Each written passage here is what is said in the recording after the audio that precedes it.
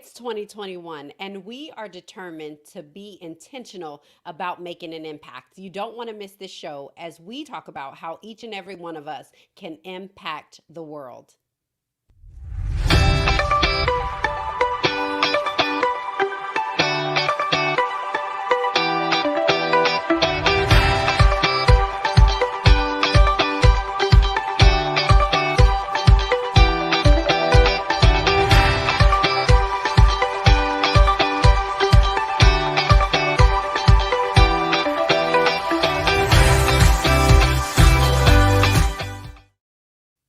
Hello, darlings, and welcome to Wake Up Well. I am Portia Scott, your host. Hello, everyone. Thank you so much for joining. Thank you for always coming in on Sundays at 7 p.m. as we begin to wake up well in our minds, bodies, and our souls. And today's show is really specific to, I believe, our mind and our soul. What happens when we are able to make an impact of the lives of others?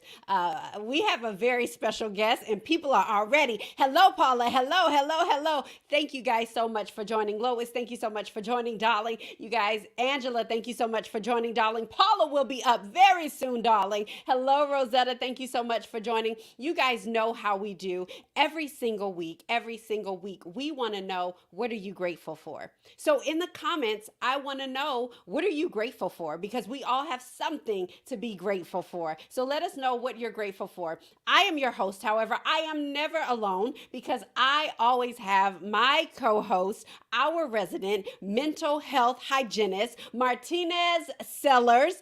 And tonight we have two special guests, Paula Williams, the connector, and we have my love, John Henry Scott III, who is the pastor of Christ Culture Church, and he also serves in corporate America and leads with impact. So I'm super excited to have everyone on. Deja, thank you so much for joining, darling. Hello. You guys make sure in the comments that you tell us what you're grateful for. Also, we want to make sure that we stay in touch with you. And the way that we do that is we want you to join our text community. If you think today's show is amazing, our text community sends out inspiration as well as tools to execute. So text the word impact to 404-737-0867. Text the word impact to 404-737-0867. Let's bring on our mental health hygienist, Marty. Portia, hello, darling. How are you? Hello, darling. How are you, Marty? How are you? Listen, I am well, doing so well. Just listen, it's another Sunday. It's a beautiful day. Glad to be alive. And you know what? Glad to have my sanity in the midst of an insane world right now. Absolutely. Vanessa, hello, darling. This is people coming in. Hello, Thomas. Hello, Tam. Thank you so much for joining, darling. Val says, hey, Marty. Hey, Val. So, you know what, Marty, I'm going to go ahead and bring on our other two guests. And when I bring them on, I want to make sure that we give what we're grateful for. As everyone else in the comments is telling what they're grateful for, I want to make sure that we start this show with that. So our next guest is not he is a friend of the show. He is my love, John Henry Scott III. Hey, everybody. Hey, Hello, what's up? love. How are you? I'm well, darling. How are you, my love? I'm doing well. I see that Lakers shirt on. Let's go. I am West representing Coast tonight. Yes. I love Come it. on, Pastor. So let us bring on our next guest. So while she has never been on, she is in our audience every single Sunday. She supports Marty. She is who we call the connector, and she is just a beautiful, beautiful soul. So I want to welcome to the show for her very first time, her debut on Wake Up Well, Paula Williams. Hey. She is showing out. That's so good. Oh, darling. Oh, Paula, you are That's so amazing. good, Paula. That was so good. It actually lights up, but I didn't have enough batteries. Oh my good. Okay, she's my showing God, out. I love it. Already. Hi, everyone. Hello, Already. Paula. Hello. So you guys, I want to make sure Vivian says, I'm grateful for life, health, and strength. Paula, there were so Yes. many people coming on. As you can see, Keisha. Hello, Keisha. Thank you so much for joining. She says, hey, Paula. Hi, Keisha. So, you guys, what are you grateful for? Paula, I'm going to start with you. Since it's Yes. your first time on the show, what are you grateful for today? First of all, I'm grateful for this opportunity to be with all of you. I am grateful for being victorious over year 2020, and I'm super overflowing with gratitude because next Sunday is my birthday. Woo. Woo-hoo! All Capricorn right. season in the house. Mhm. Happy birthday, Paula. Thank Happy you, Happy darling. So birthday. birthday. good. Happy Um, Thank birthday. you. I'm going to go to John Henry Scott the third. What are you grateful for today? Hey, baby, and everybody. Thanks for having me on the show. Again, I'm very excited and very honored that you would ask me to join you, my love. I sat there and I thought about it today in this moment right now. I'm really grateful for legacy. I've been thinking a lot about my dad today, and thinking about my dad made me think of the father that I am. And so I look at my kids, and I'm very happy that I can see that they are in good shape. So I'm thinking about legacy today, and I'm very happy and just grateful for my kids today. Excellent. I absolutely love that. Deja says, grateful to be in my right mind. Um, Yes. hello. Nikita says, hello, Paula. Um, and Ida says, hi, Paula. Hello, darling. Hi, Ida. Thank you for joining. I'm grateful to be alive. Lois, yes, Hmm. absolutely, darling. So, Marty, let's switch to you. What are you grateful for? You know, in the midst of everything that's going on this week, I am grateful for loving family, loving friends, and just loving people that I can call on whenever Yes. I'm stressed. Because when we're talking about our mental health and impact, we all have struggles. Listen, if depression, anxiety hasn't tapped on your door yet, it may very soon. And just being that, even as a mental health professional, that I have people that I can call on because we all need someone to call on in our own times of distress, and I'm grateful for you. I'm grateful for Pastor, grateful for Paula and meeting her Aw. for the first time because she is right. She is impactful. She is encouraging. And most of all, she's uplifting. So just having friends and family in your corner, both near and far, to know that they love you and that you are loved, that's what I'm grateful for. I love that. I Thank you, Marty. absolutely love that.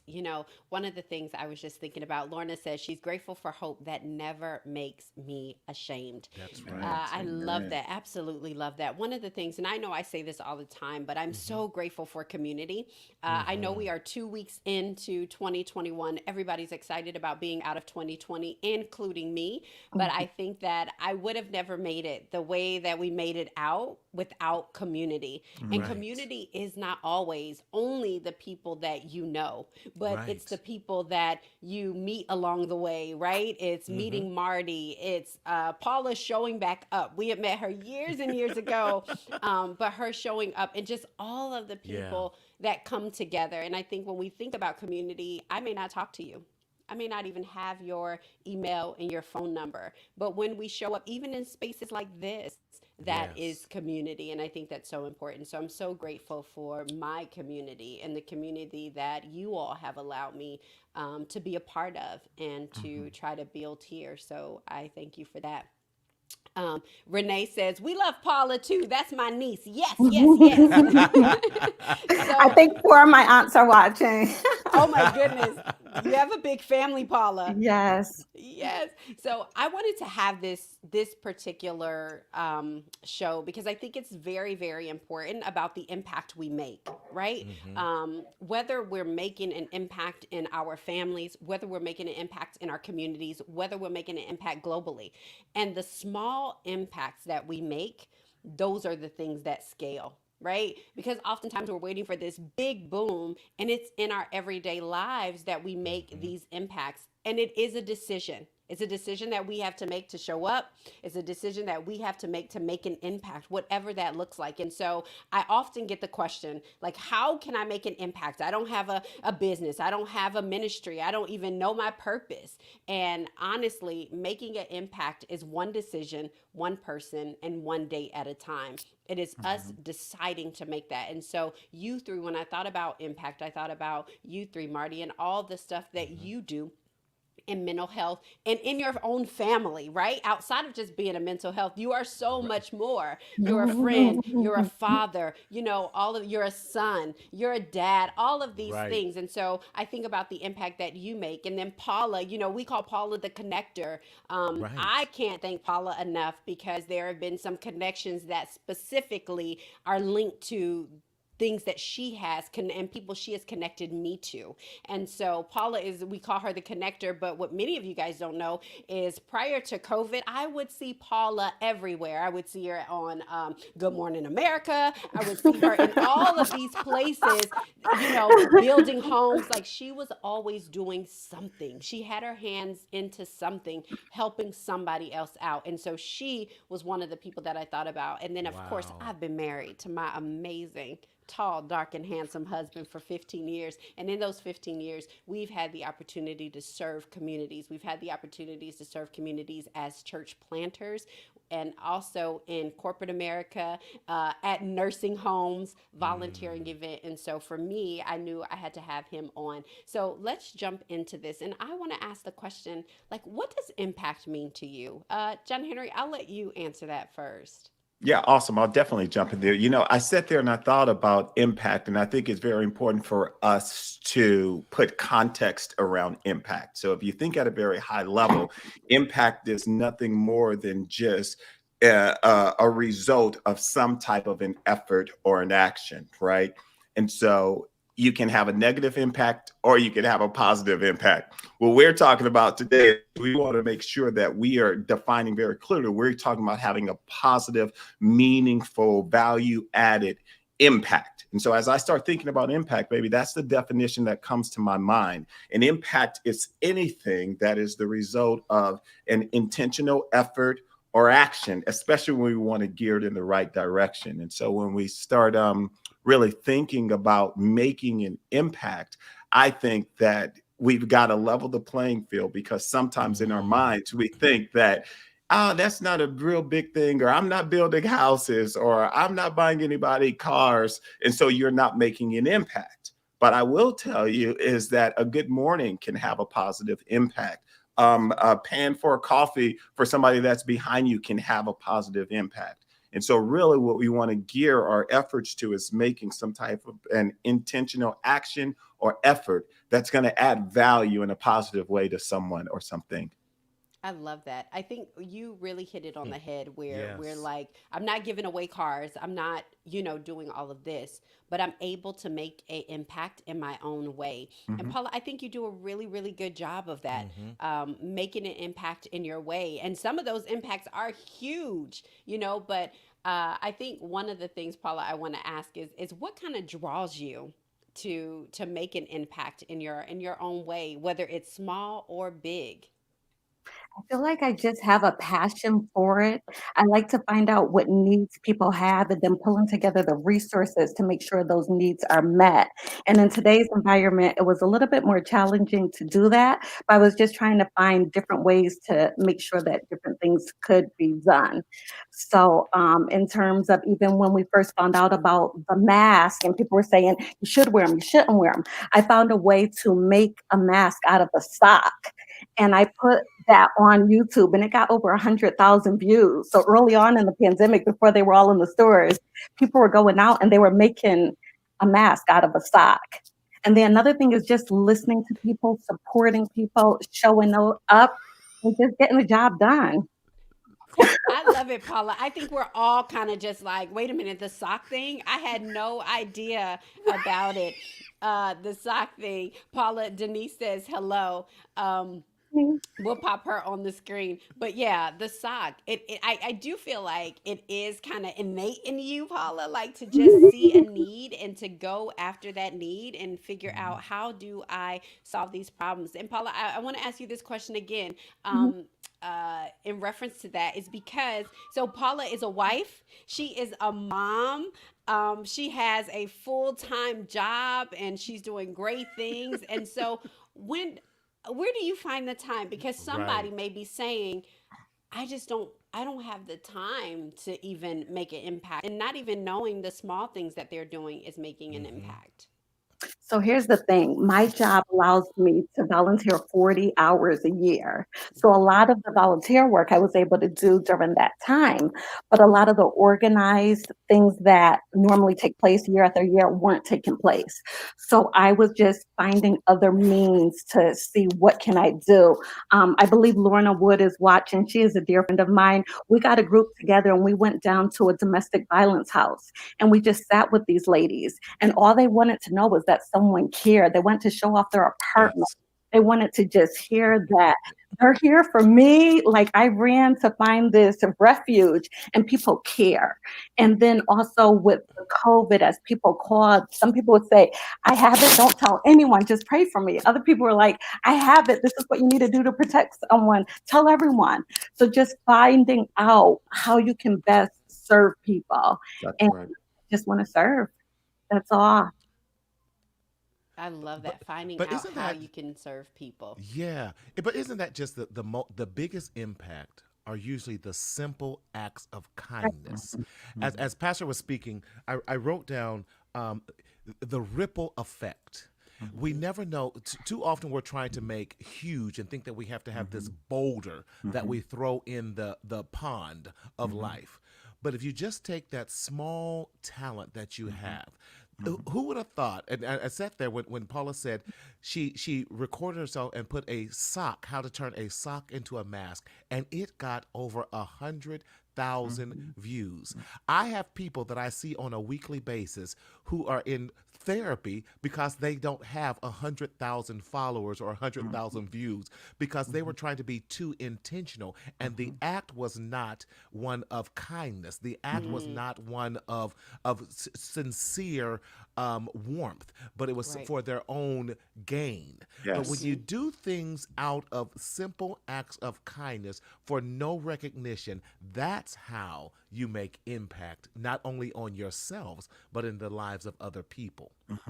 Absolutely. That's key. Yes. I think it's so important to know what's on your heart, right? One of the things that Yes. I say is that you may not have to build it yourself. You may not even be the one that's supposed to build it, but you're supposed to help someone. So finding that thing that is important to you, finding that Yes. thing that where you want to help and make an impact, make a call.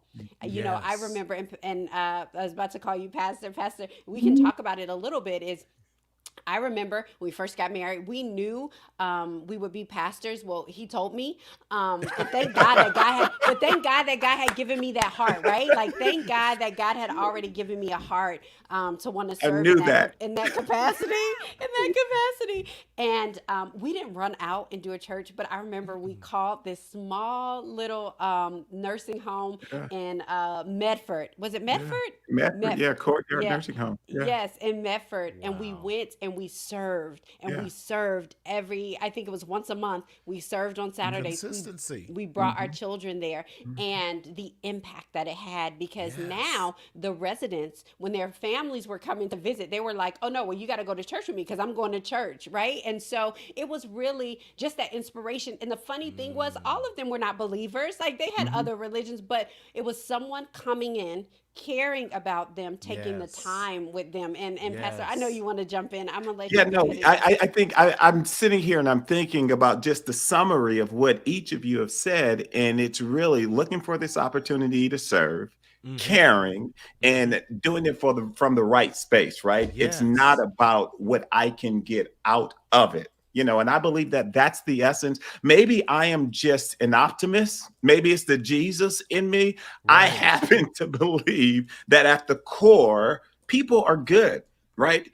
And people care about other people despite the whatever we see or whatever we hear. I believe that the average everyday person, if they see someone that is hungry and they have the means to feed them, they're going to feed them. If they see someone that's cold and they have the means to clothe them, they're going to clothe them. We see this played out in the scriptures. We see this as a mandate for the believer. And I also believe that this is just plain old decency and selflessness, really. And if we kind of lead with that and we rid ourselves of these ulterior motives that are sometimes subliminally Right. lodged in the crevices of our conscience, then I think that we can experience what it feels like to really Mm. be on the giving end of that impact. But what happens is it's so hard, like you're saying, Pastor, because we've seen for so long now, what, 4 or 5 plus years Yeah. of leadership from the top, of everything's being for a selfish motive and a selfish purpose. So giving like that, and giving from the right heart and the right perspective. So I love this. If we're going to have the right impact, then we Yeah. have to have the impact from a selflessness, that we're not trying to promote self, but truly promoting the genuineness of others, Yeah. and really from a sincere heart. And that's what I hear. And every time, even from Paula, when she comes on, how that helps. And that's going to help us mentally as well when we're talking about, if we want to rid ourselves of the anxiety, if we want to rid ourselves of all of the frustration that we're dealing with, give. Go Mhm. serve someone else. That's going to help reduce a lot of our anxiety, because it points out that that maybe our problem is not as big as we magnified it to be. Mhm. So we can deal with that distortive cognition that we have I love about that. not just ourselves, but others around us as well. Yeah. So important. So So good. important. Mm-hmm. So Mm-hmm. good. So good. So good. So good. Yeah, that's Yes. true. I can speak to that because I go to a fairly large church, one of the Mm-hmm. largest churches in New England, and we've given away coats. We've given away over 10,000 boxes of food. And on the day that I went out to volunteer, I'm just directing traffic, and saying one box or two. Something like that just makes a difference. And then I also work as the advisor for the bereavement ministry. And so with the bereavement ministry, I'm normally the person holding the tissues on the side of the casket and hugging people and kissing people, rubbing their backs. You can't do that anymore because you can't get close enough to do Right. those things. So I started finding out where repasses were and helping to set up the food and making sure people had what they needed when they arrived to the repast. And then there were also, I know we had a family member that we lost, and her funeral was in South Carolina. Most of us are in Connecticut. A lot of us are in Connecticut. And some of the people didn't know how to deal with the technology of it all. So just making sure that their Facebook was set Mm. up or their Zoom so that they can see their loved ones. And we got to see her on Right. a horse and buggy as if we were there, even though we couldn't be there. And so just, again, meeting the needs of people, it may be different for everyone, but just making sure that you really do show up because people need you. Yes. Yeah, Mm. people Yeah, I absolutely love that. do. You know what I was going to say, baby? I just want to just challenge us to look at this scripture differently, right? Hmm. Uh-huh. Uh when the scripture talks about the small foxes spoil The the vine, Mm-hmm. the inverse of that we actually also see in the gospels where he talks about the faith the size of a small grain of a Yes. mustard seed. And so the principle that we see is that little things have a Yeah, big impact. that's And it. I Yes. believe that as we start thinking about this audience virtually, one of the ways that we can have massive transformation in Mm. making the world better is that if every person make a commitment that I'm going to try to find the small thing to do, Right. right? What's that Yes. small thing? Sometimes it's Yes. a text message. Sometimes it's a call. I'm just thinking about you. Absolutely. Sometimes it's sharing a song, right? Hey, Keisha, girl, what's up? Come What's on, up? keep this Sometimes it's on. those little things, but we do see this Right. common trend through scripture. But we Mm-hmm. also have lots of stories of some of the most meaningful, impactful things in our lives that we've been the recipients of Right. have been the small things. It's not necessarily the massive, big things, Mm-hmm. all the time. Sometimes it's the Right. little things. Right. Most I definitely. think understanding that too, like taking that one thing at a time and doing Mm-hmm. one thing at a time. I would have never even heard about caring for girls. It was kind of a thing that happened. I was doing a podcast with someone else, and she told me about this organization. And I have a daughter, and although I knew this was an issue, like I didn't realize how big of an issue it was. And do you guys know that the fact that for us, when we think about raising money, we think about big money. I Right, know, right. even in our churches and organizations, we're trying to raise $50,000 and $25,000, and we Mm-hmm. literally raised $1,500, and we were able to buy 40,000 pads for Wow. girls.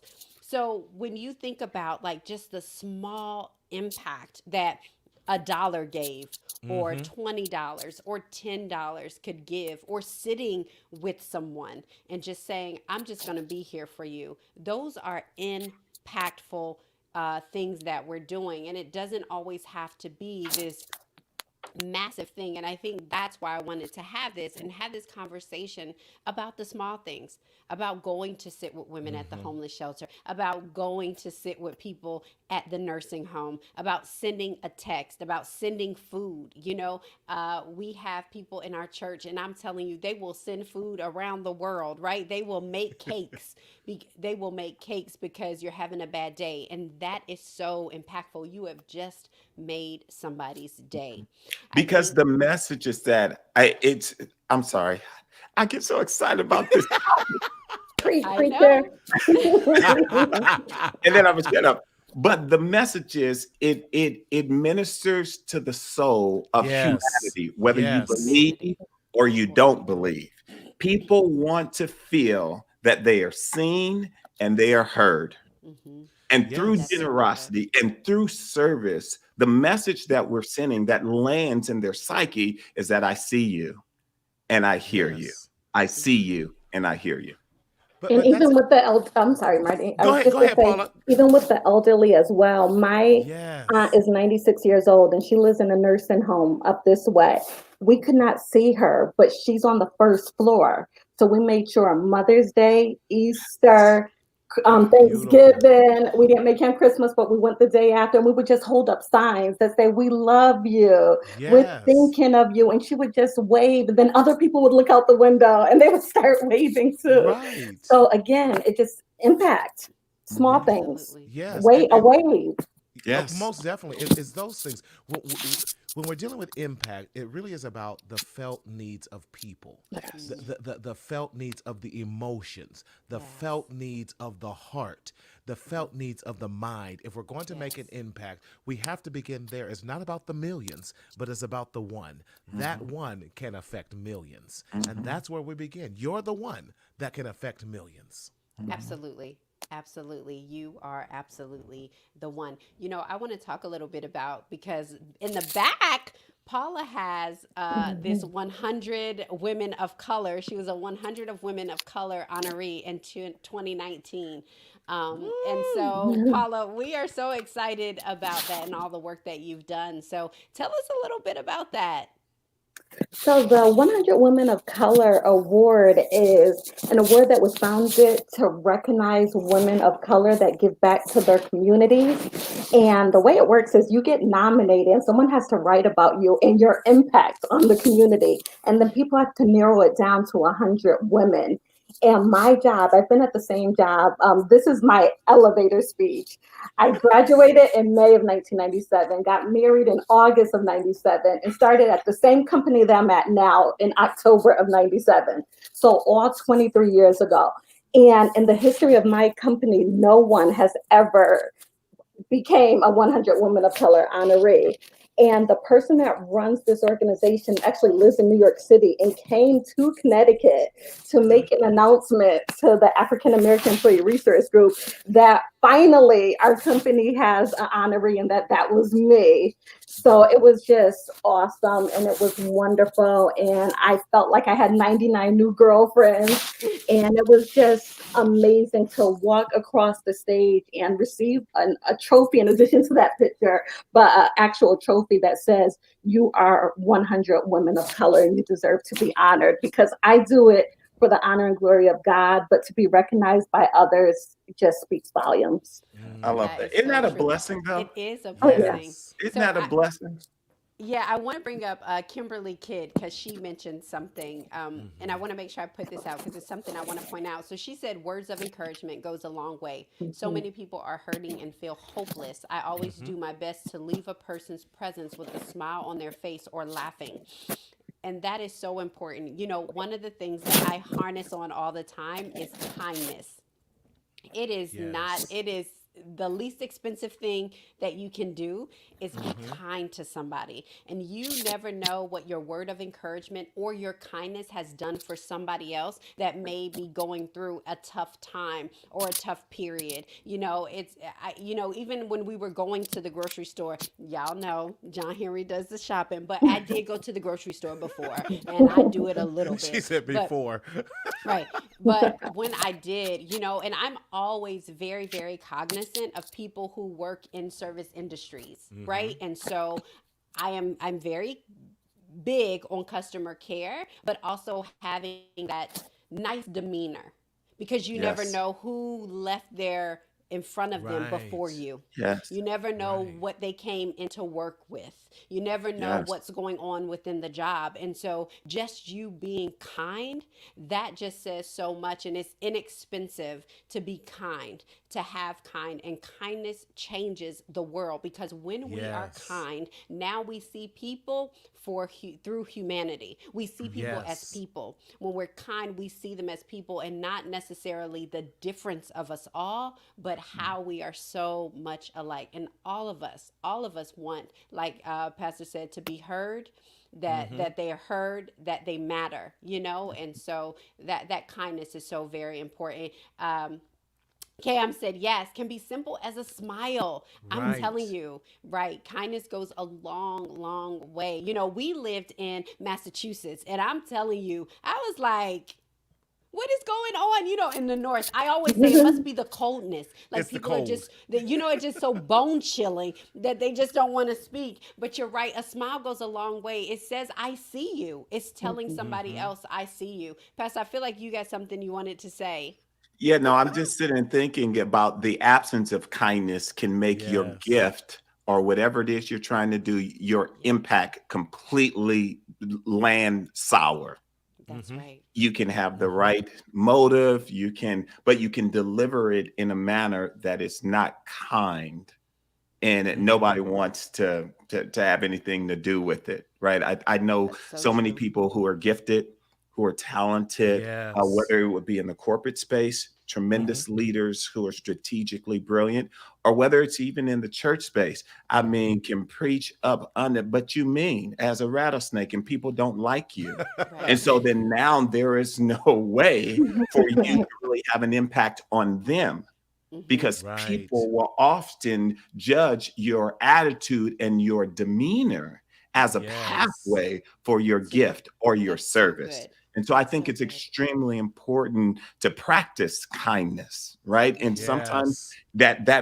people are introverted. I'm introverted. You know, sometimes people are socially awkward. I used to be that way as well, but I put intentional effort at practicing that. I remember I used to have a gentleman that worked for me, and he's a 6'5", big old black dude. And he would wonder why people would be afraid of him. I would say, "Sir, have you seen you?" You know, and one of the things that I told him, I said, "I want you to smile." Mm-hmm. And that piece of advice changed the trajectory of his career. Yes. Yeah. Yes. Marty, you know, I want to ask this question because I Yes. think it's important. What does impact do for our mental health? I mean, what does giving Yes. back do for our mental health? When we do for others, what does it do for us, you know, psychologically and Mm-hmm. even physiologically? There's some changes that happen. Let's talk about Most that a little definitely. bit. Yes, I'm glad you said that. Well, first of all, Pastor, I didn't know that you were an introvert. I would have never guessed that. Right? Oh my! But you know what? When we give, like I said earlier, to someone else, it pulls us one out of our comfort zone. It changes our environments. One of the first things I always do, and challenge in writing a treatment plan for someone that is depressed or someone that has anxiety, I'm always trying to impact and help them change their environments. Something simple as going out the house. I have actually written into a treatment plan, you have to speak and say hi and smile to 5 people every day for the next week. Because when you give the smile and it's returned back to you, it creates wonderful endorphins in us. It creates this sense of warmth because you are not only heard, but you're seen. Those are the two biggest things when we're talking about those who suffer with depression, suffer with anxiety, or anything with panic attacks or any of those things, because people feel like they are not heard and people feel like they are not seen. But when I now give you eye contact, I look at you eye to eye and then smile at you and you smile back. What an impact something as a simple act of kindness can do for someone else. And it makes a whole big difference in your world. So now, because of that, I feel in charge and what was it? The unction. Now I went to church because it's Sunday to do something different and change my world and think differently about myself by that one simple act of kindness. And one simple act can be the difference in a lot of cases between life and death. Mm-hmm. That's so powerful, Marty. That's so powerful. I think, when you were talking to kind of about that treatment plan, one of the things that even when we're talking about impact is I always like people to tell me, what is your life philosophy? Like, what are those 3 words that kind of sum up what you Right. believe? Because then when you look at that, now I can take that and everything that I do mirrors that. It goes back to Yes. that. So if I know, integrity is one of mine. If I know, giving back is one of my, whatever it is, it ties back to that. So making sure that I'm living conducive to my own values and understanding what those values are Right. is so very important. And as we are understanding our values, especially us with children, it's important to infuse that in our children. When John and I went to the nursing home, Miracle was right with us. And let me tell you something about those, the older generation. They loved her. They loved it. And so she had gotten into this habit of giving, and she had gotten into this habit of service that becomes who she is. She's a kind young lady, and I think it has to do with very early on in her life giving back. Yes. Paula, your kids do a lot of community service as well. So how did you get them started in that? Okay. If I was going somewhere and it wasn't during school hours, they were coming with me. That was just the bottom line. And so, no matter what we were doing, no matter where we were going, they were just there as toddlers, just watching. My kids have set up the Hartford Marathon at like 6 o'clock in the morning, ran in the marathon, and then still passed out like 5,000 bananas. They have helped with Rebuilding Together Hartford. They've helped with the Aurora Foundation. They just observed and then they wanted to give back on their own. My son is a junior deacon at the church. My daughter, who was an Instagram ambassador, and now my son is an Instagram ambassador. And a lot of those opportunities came their way because of what they've been able to say in terms of giving back to their community. When Hurricane Maria hit, my daughter flew to Puerto Rico and raised all the money on her own. And she helped to repair the homes that were so badly destroyed. In 2019, my son flew to Belize with his class. And that's actually where my father was born. I'd never even been to Belize. And he went to Belize and he worked volunteering with kids. And they were able to just really see what children can do. And so my thing is, if I'm volunteering, you're volunteering too. And then that wasn't like a chore. It was just, this is what we do. This is what we do. When I passed out the boxes at the church, when I went to pass them out, my son was the one physically putting them in people's cars. I was the one saying, do you want 1 or 2 boxes? So just making sure it's not something that they're forced to do. It's something that they desire to do. Mm-hmm. Yes. Absolutely. I love Mm-hmm. that. And just that importance of being a role model for them, right? That it becomes Yes. part of the culture of your family, part of the culture of who they are. Absolutely, Renee. She says, train a child in the way that he or she Mm-hmm. should go. And when he or she is old, they will not depart from it. So, Pastor, talk a little bit about what is the importance of ensuring that, we are raising children that are going to impact society. It's so oftentimes that often we can get so involved in, I want them to be this and I want them to Mm-hmm. do this, that we can often miss that point of Mm-hmm. just showing up in the lives of Mm-hmm. others. Hmm. Yeah, I love that, baby. I think about two words as I was listening to Paula and listening to you just mention that. And those two words that come into my mind is practice and pivot. Practice and pivot. The Mm. reason why I say practice is because I think about our own children. Our kids don't know anything other than being pastors' kids. That's it. And sometimes they love the perks, but they can do without the other stuff that comes along with it. We were driving back Friday night. We had our youth encounter, and I was just floored seeing my 13-year-old up there leading. And it was so easy for her, right? She came home from school, and I said, Miracle, you're going to do the welcome. You're going to open up. You're going to do the scripture and have some words. And she was like, okay, easy. And she was just like, no problem. You want me to, you got a specific scripture? I said, nope, whatever the Spirit leads you. And she comes up with a scripture that is so aligned with the mantle that's on the house right now. But Hmm. the reason why she was able to show up and do this, and even when it's times to serve, when it's time to be generous, is because we've practiced that in front of Mm-hmm. her. Mm-hmm. So parents have a responsibility Mm-hmm. to practice, because at a young age, our kids often don't necessarily understand what their call is, what they're going to like, what they Mm-hmm. don't necessarily like. But we have a responsibility to train our children in the way they should go and not leave it up to the culture, not leave it up to their peers.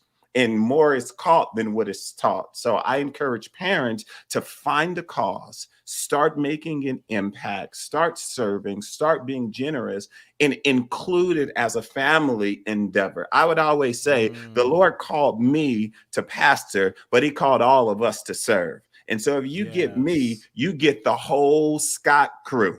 That's just how we roll. So practice is extremely important because it helps to develop the foundation by which we then now help them to discover their own specific gifts and talents. And that's what I mean by pivot, right? Because Mm-hmm. pivot may be absolutely necessary because they're going to become teenagers and adults, and they may not necessarily want to do what we do.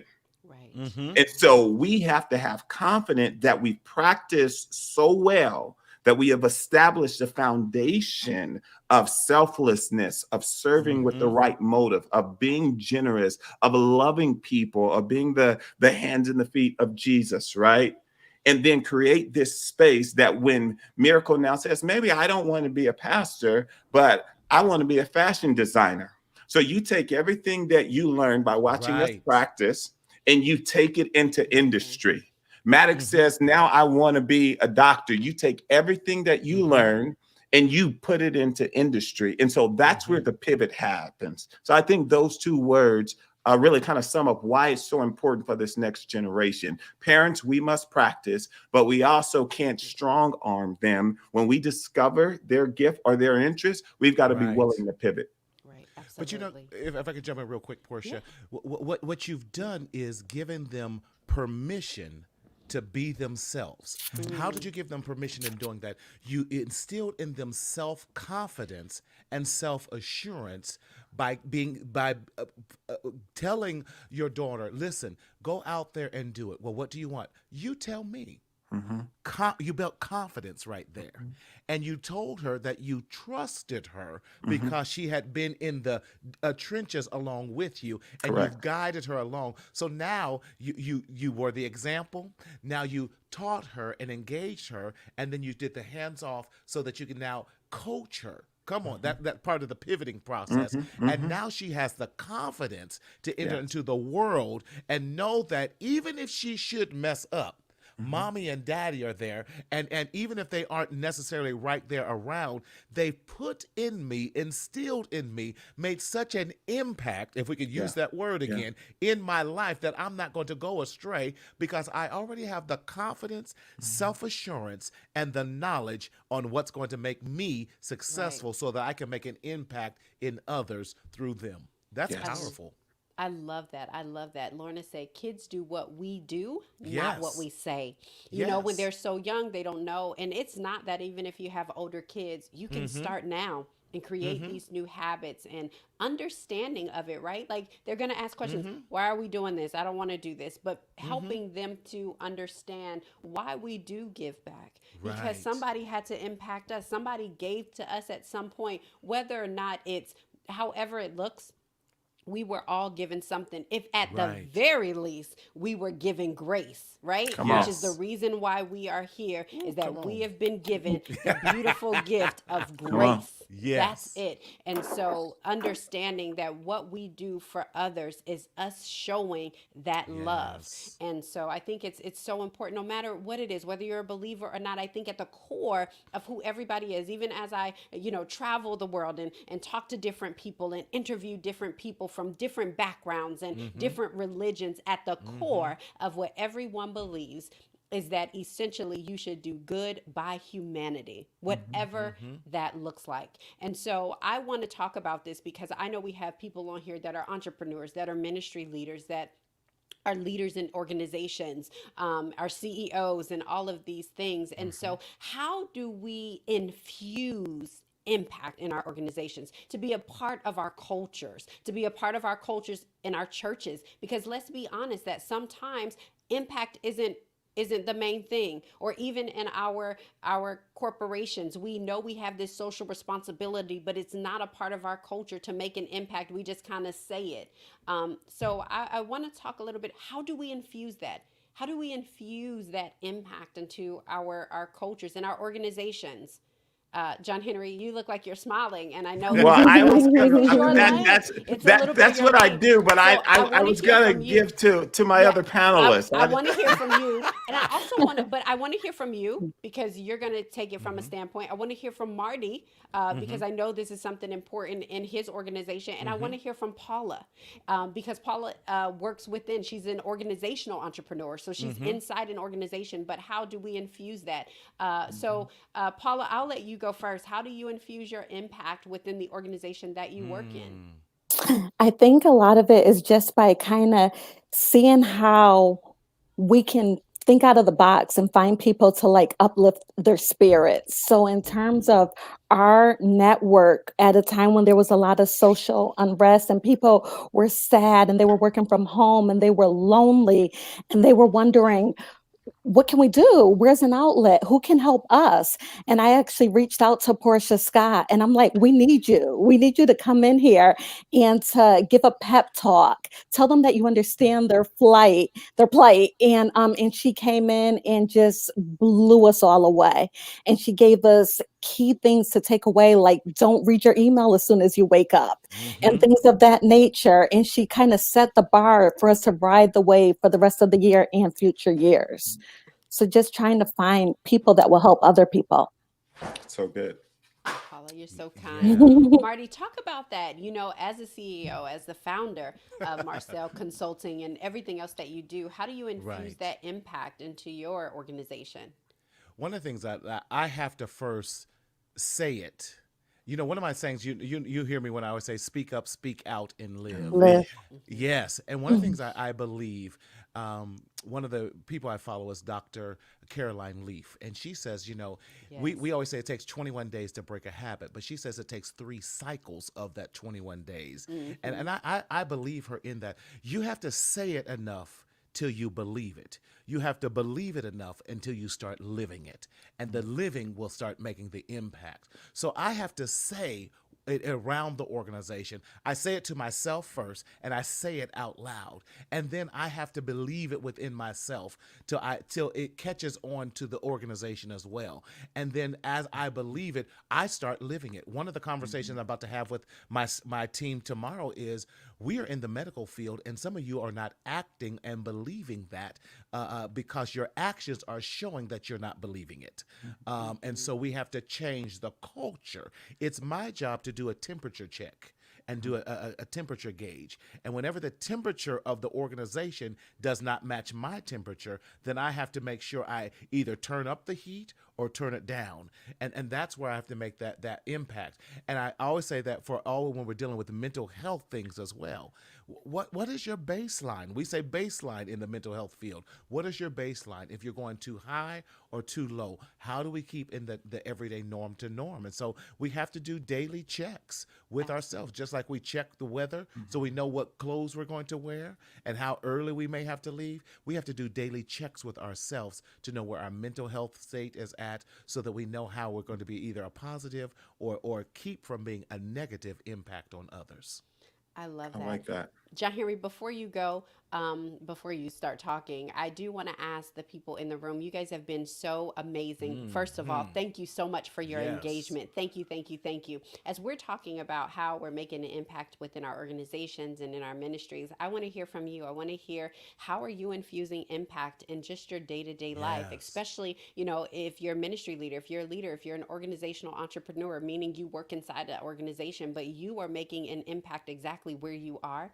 I want to hear. So in the comments, let us know how you're making an impact on a day-to-day basis with your daily routines, really. You know, when you're going in and you're showing up to work and you're the one that's showing up on time, that's making an impact. If when Right. you get on the calls, people want to deal with you, that's making an impact. That's because you have done something. And now people are saying, I want that kindness, or I want that help. I want that excellence to be shown. So let us know how you show up and infuse impact in your day-to-day life. So John Henry, talk to us a little bit. How do we infuse that impact in our cultures within our organizations?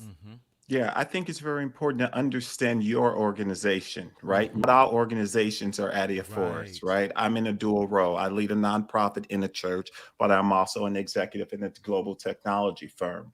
And so the approach that I take as a lead pastor is different than the approach that I take as an executive in corporate America. And so you've got to understand the wiring of your organization. And then, two, you must eliminate the isolationist urge to isolate it to our HR or to our CSR, corporate social responsibility. Because oftentimes when we start thinking about impact, we're thinking about, okay, I'm going to have this department do it. I'm going to have this team do it. And I think that we have got to eradicate that as an organization. And it has to become this collective commitment from every member at every level of the organization. How do you do that, right? Often what you'll see is that there's a massive priority around our results. So whether around our cash, our revenue, our EBIT, our EBITDA, all of these different things, our value creation, how we desire for our organization to grow. And that is the loudest thing that we hear about in an organization. I believe that if in fact we're going to shift culture, it's not this dichotomy of our strategy or having an impact on people either within the organization or even in the community in which we serve, or even if we're serving something that's a broad populace, even there. So one of the ways that I encourage leaders to do is reassess your values. And I know a lot of people don't like to do that because you get married to them. Reassess your values and make sure that your values match where the organization is right now, the aspirations of the organization. And when you want to do that, my recommendation is that you take a poll of the entire organization, understanding who makes up the team, what matters, what's important. 2020 provided a very unique opportunity for many organizations to pivot and do the right thing. Because you may have had an outdated view of what social responsibility or what impact as a corporate organization looked like until you saw millions of people marching down the street and saying, you know what, we care about this. And you saw, oh my goodness, they work for my company. They the president over here. And so what that has done is that has forced organizations to reassess what it is that's important to us. And so I think it's important to do that, redefine your values, tie your values back to your strategic results. And then the key part is that you get it embedded into the fabric of how you operate on a day-to-day basis. That's the key. And so if you want to learn more about that, I've got a podcast coming out on January the 18th called Chart to Heart.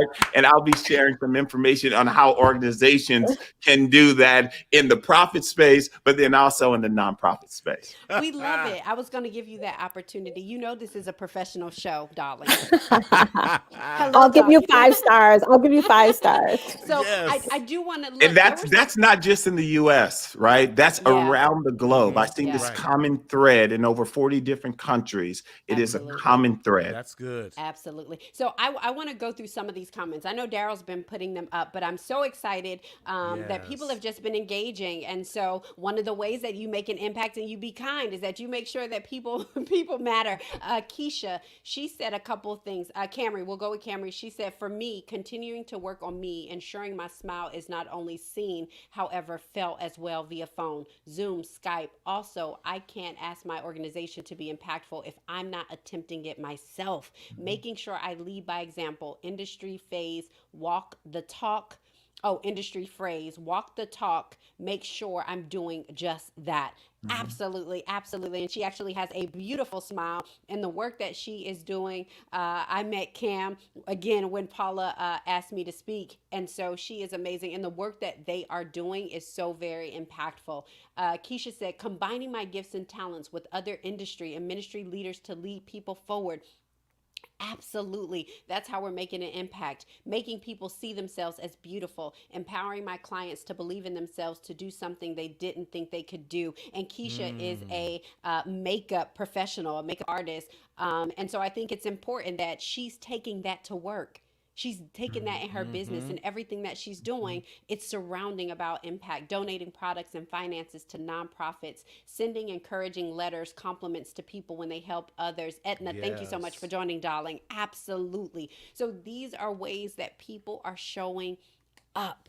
They are showing up and they are infusing their life philosophy in everything that they do. Your impact is not exclusive of every area of your life. It's going to show up. I talk about it when I talk about purpose. It shows up in every area of your life. And so when you start to make an impact in one area, it's going to trickle into the next and then the next and then the next. So I wanted to hear this because I really wanted to see, one, how people are making an impact, but also make people think how they're making an impact. But when you're showing up, when you are trying to smile through your mask, when you are smizing, you are making an impact. So thank you guys so very much for joining. I know we are at the top of the hour. Can you guys believe it? Went by so It fast. went by so fast. So you guys, thank you all so much for being on the show. I appreciate your time. I appreciate your talent. I appreciate your impact. Each and every one of you have impacted my life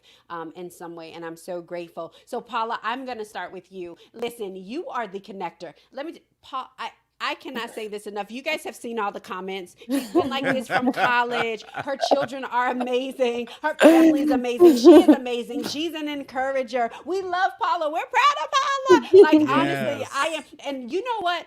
I am happy, Paula, that people showed up for you because you show up for people. So I am so glad that people showed up for you today. And it shows the person that you are. It shows the person that you are. So on those days when you like, oh my goodness, I want you to go back here and I want you to see all the love that people gave you today. So Paula, how can we keep in touch with you? Listen, how can we connect with you, the connector?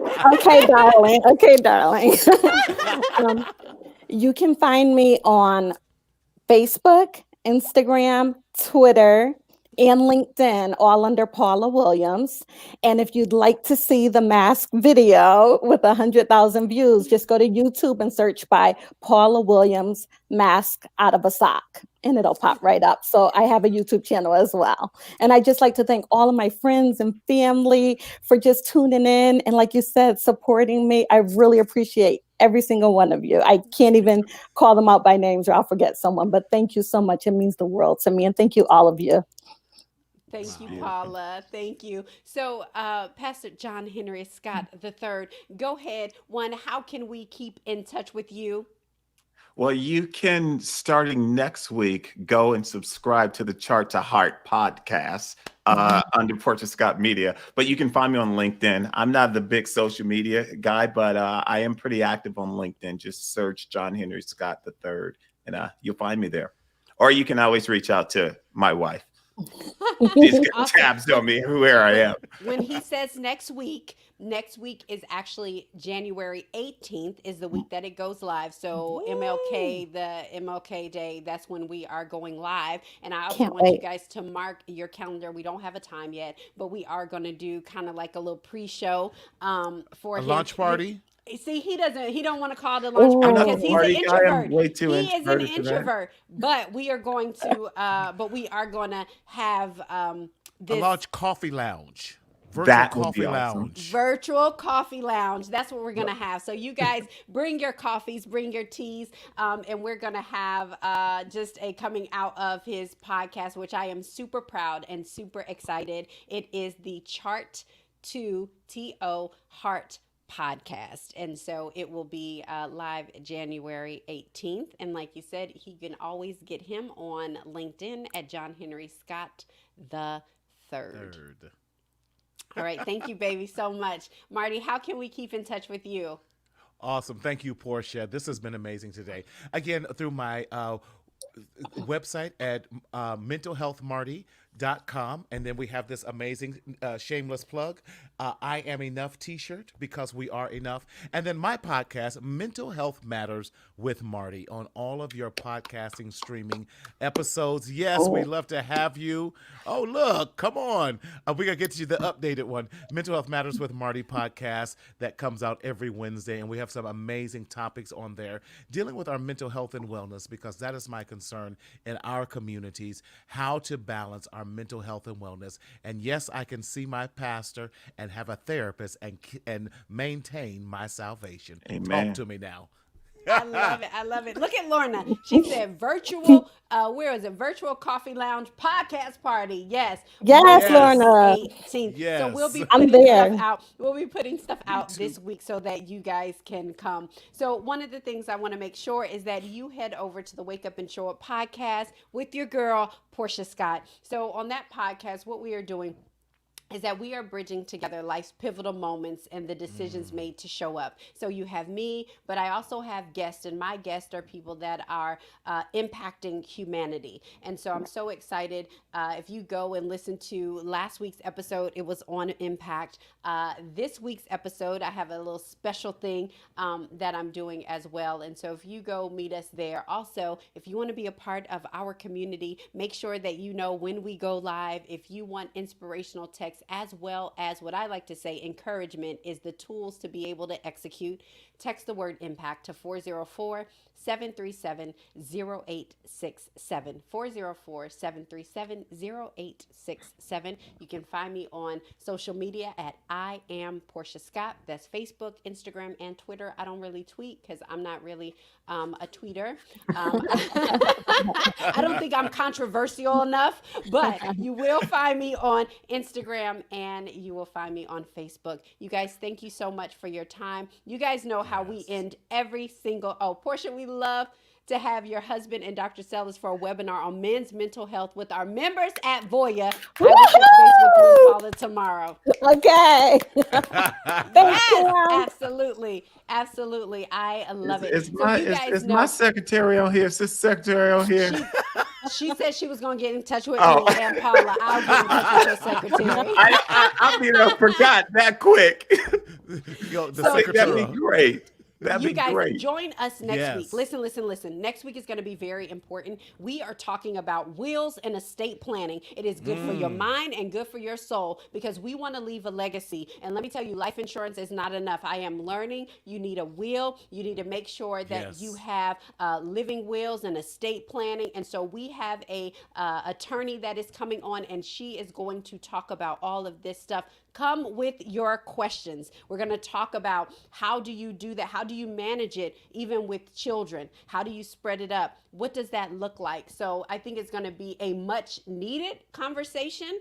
And I'm super excited about it. So make sure you are back here next week as we talk about wills and estate planning. Listen, talking about estate planning does not bring your death faster.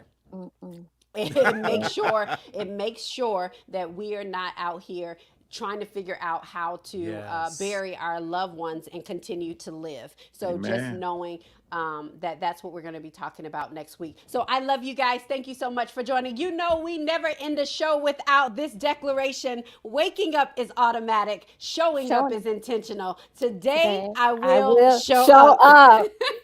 Thank you, God bless you guys. everyone. Take care.